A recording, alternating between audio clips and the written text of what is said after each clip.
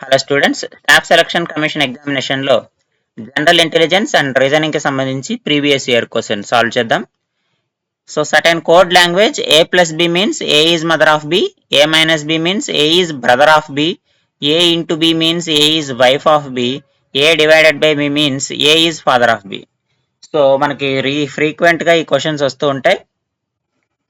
So ఇక్కడ మనల్ని ఏమడుతుంటే how I is related to H అని ఒక ఎక్స్ప్రెషన్ ఇచ్చారు. ఇందులో ఐ ఎక్కడ ఉన్నాడు, హెచ్ ఎక్కడ ఉన్నాడు, ఇక్కడి నుంచే మనం చూసుకోవాలి. ఈ ముందంతా మనకు అవసరం లేదు. సో ఐ మైనస్ టీ అంటే ఏంటో చూడండి. ఐ మైనస్ టీ అంటే I and T are brothers. I and T ఇద్దరు ఏమవుతారండి, బ్రదర్స్ అవుతారు. Next T divided by H, that means T and H father son. Father son, that means H is son of T. So కాబట్టి I హెచ్కి ఏమవుతాడండి, uncle అవుతాడు.